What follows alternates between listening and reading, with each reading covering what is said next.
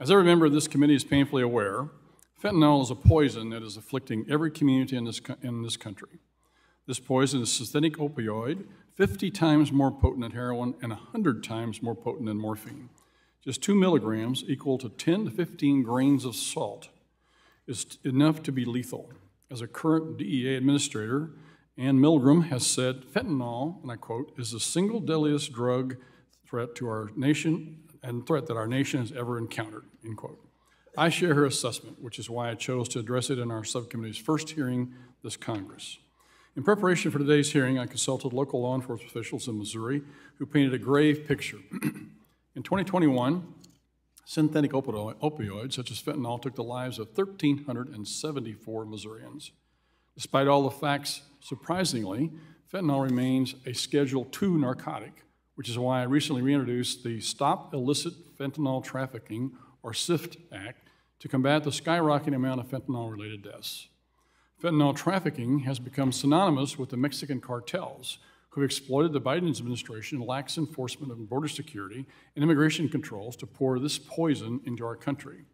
However, it is also vital that Americans understand the essential role that China plays in the fentanyl crisis.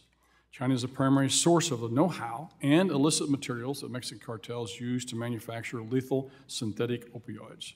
Moreover, despite the Chinese Communist Party's publicity, professed policy against the export of dangerous drugs for illicit use, the CCP supports the Chinese companies that export fentanyl precursors by offering them government benefits and preferential tax policies as generous as 10 to 13% rebates. Precursor chemicals from China are converted into powdered fentanyl in Mexico, which is then smuggled across the U.S. border to be pressed into brightly colored pills designed to look like legitimate prescription drugs to appeal to kids, referred to by the DEA as rainbow fentanyl. And no, this is not hyperbole. In August of 2022, the DEA released a statement entitled, DEA Warns of Brightly Colored Fentanyl Use to Target Young Americans.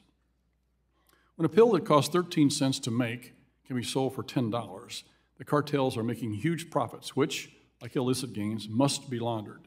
Chinese professional money launderers have become adept at using underground banking schemes and networks of human assets to move illicit profits through the financial systems, commingling drug proceeds with remittances to China, and transferring funds to China using Chinese mobile banking apps.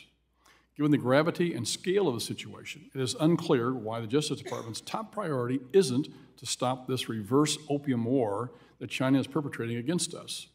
While there are a lot of pieces to this enormous challenge, including our unsecured border, the flow of money is the lifeblood of fentanyl trafficking, and where our committee can bring our experience and our expertise to bear.